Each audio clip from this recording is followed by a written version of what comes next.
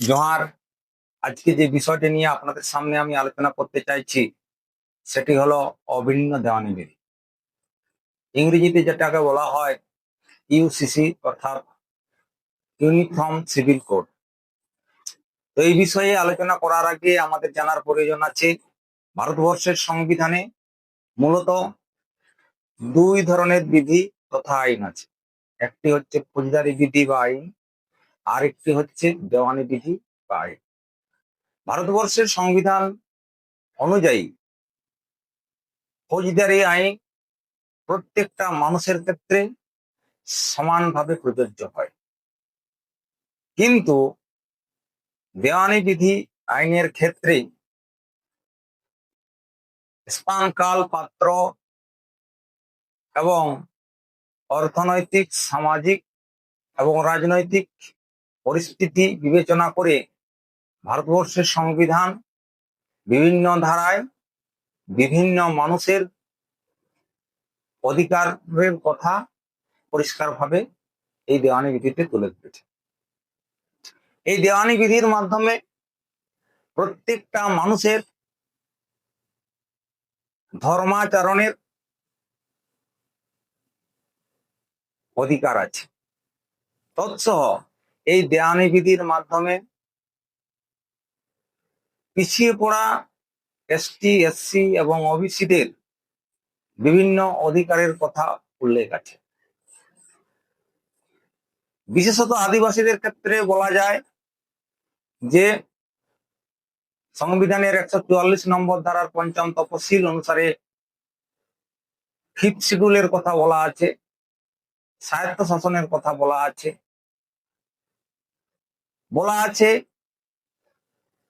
আপনার গ্রাম সভার কথা, জল জঙ্গল জমির অধিকারের কথা বলা আছে, প্রিভেনশন অফ অ্যাট্রোসিটি অ্যাক্ট বলা আছে, পেশা কানুন।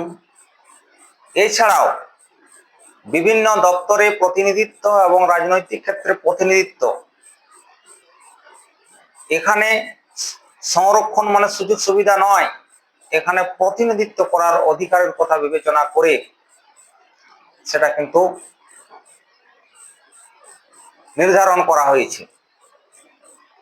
পশ্চিমবঙ্গের রাজ্যস্তরীয় ক্ষেত্রে এসটিদের 6% এবং সর্বভারতীয় স্তরে 7% সংরক্ষণের কথা বলা হয়েছে।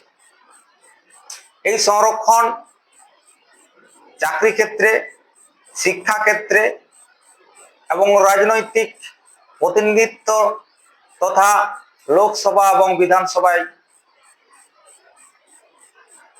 তারা যাতে অংশগ্রহণ করতে পারে সেটা কিন্তু সুনিশ্চিত করেছে।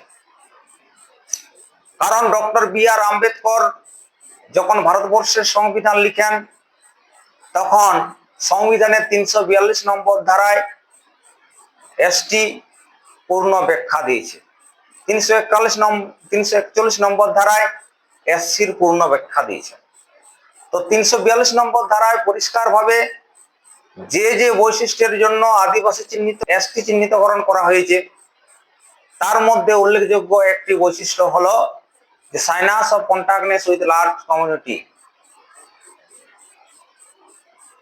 আমাদের আদিবাসীদের মধ্যে বৃহত্তর সমাজ তথা মানুষের সঙ্গে কথা বলতে লজ্জা বোধ, এটা একটা জিনগত বৈশিষ্ট্যের মধ্যে পড়ে। তো এই জিনগত বৈশিষ্ট্যের কথা মাথায় রেখে যাতে এই এসটিরা, এই আদিবাসীরা তাদের কথাগুলো আইনসভায়, সেটা বিধানসভা বা লোকসভায় তুলে ধরতে পারে, তার জন্য যাতে প্রতিনিধিত্ব সুনিশ্চিত করা যায় সেটা কিন্তু সংবিধানে পরিষ্কারভাবে বলা আছে। এছাড়া আমাদের যে স্বায়ত্তশাসন, যে স্বায়ত্তশাসনের মধ্যে আমাদের পঞ্চজন ব্যবস্থা আছে এবং এটা রক্ষা করার জন্য অতীতে আমাদের বীর পুরুষরা তথা 1767 সালে চুয়াড় বিদ্রোহ শুরুর পর জগন্নাথ সিং, সেই সময়কালীনই আবার বাবা তিলকা মাঝি, দুর্জন সিং, রানী শিরোমণি সিং, বৈদ্যনাথ সিং শুভলা সিং, প্রতাপ সিং ভূঁইয়া, জিলপালায়া, গঙ্গানারায়ণ সিং, রঘুনাথ সিং সহ বিরসা মুন্ডা, সিধু কানু, চাঁদ ভৈরব, ফুলো জানু তারা লড়াই করে গেছেন। এবং এই রক্তক্ষয়ী লড়াই এবং এই অধিকার সুনিশ্চিত করার জন্যই কিন্তু সেই সময়কালেই ভারতবর্ষ পরাধীন অবস্থায় থাকাকালীনই ইংরেজ সরকার বাধ্য হয়ে এই ছোট নাগপুরের বিস্তীর্ণ এলাকার জন্য সিএনটি অ্যাক্ট অর্থাৎ ছোট নাগপুর টেন্ডেন্সি অ্যাক্ট এবং সাঁওতাল পরগনার জন্য সিএনটি অ্যাক্ট অর্থাৎ সাঁওতাল পরগনা টেন্ডেন্সি অ্যাক্ট আমাদেরকে দিয়ে গেছে। সুতরাং এই যে আজকে আমরা জল জঙ্গল জমির অধিকারের কথা বলছি, আজকে আমাদের যে কাস্টমারি ল তথা স্বতন্ত্র যে শাসন ব্যবস্থা, সেই শাসন ব্যবস্থার কথা বলছি, সেটা কিন্তু কেবলমাত্র স্বাধীন ভারতবর্ষে নয়, পরাধীন ভারতবর্ষে ইংরেজের কাছ থেকে আমাদের পূর্ববর্তী মহাপুরুষরা ছিনিয়ে নিয়েছেন। সেটা রক্ষা করা আমাদের একান্তভাবে প্রয়োজন। বর্তমানে নবাগত সরকার বাহাদুর বিভিন্ন সংবাদ মাধ্যমে শোনা যাচ্ছে যে সিএন অভিন্ন দেওয়ানি বিধি অর্থাৎ ইউসিসি আইন লাগু করতে চলেছে। আমার ব্যক্তিগত মত সহ আমাদের ভাবা উচিত যে এই আইন কার্যকর হলে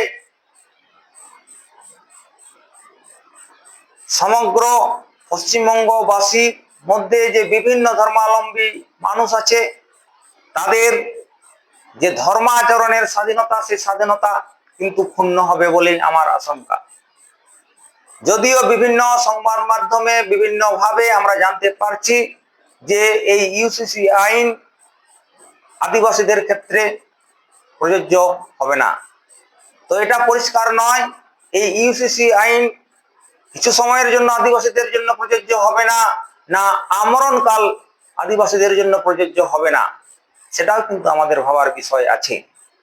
তো সেই জায়গায় দাঁড়িয়ে আদিবাসীদের জল জঙ্গল জমিনের অধিকার তৎসহ ভারতবর্ষের সংবিধানের যে 46টি ধারা এবং উপধারায় আদিবাসীদের অধিকারগুলোকে সুনিশ্চিত করেছে, সেই অধিকারগুলোকে রক্ষা করার জন্য আমাদের পূর্বপুরুষরা সহস্র হাজার রক্তের বিনিময়ে, হাজার শহীদের রক্তের বিনিময়ে যে অধিকারগুলো আদায় করেছে, সেই অধিকারগুলো রক্ষার জন্য আগামী দিনে আপামর আদিবাসী সমাজ, শুভবুদ্ধি সম্পন্ন মানুষ এগিয়ে আসবে এই আশা রাখছি। এবং এই যে নতুন আইন আগামী দিনে বিধানসভায় পেশ হতে চলেছে, তার পরিপ্রেক্ষিতে আমরা তীক্ষ্ণ নজর রাখছি এবং প্রয়োজনে ভারতবর্ষের সংবিধানকে মাথায় রেখে সংবিধানের উপর বিশ্বাস এবং ভরসা রেখে গণতান্ত্রিক পদ্ধতিতে প্রতিবাদের মাধ্যমে নিজেদের অধিকার সুনিশ্চিত করার জন্য লড়াই অতীত জারি ছিল, আগামী দিনেও জারি থাকবে, এই বলেই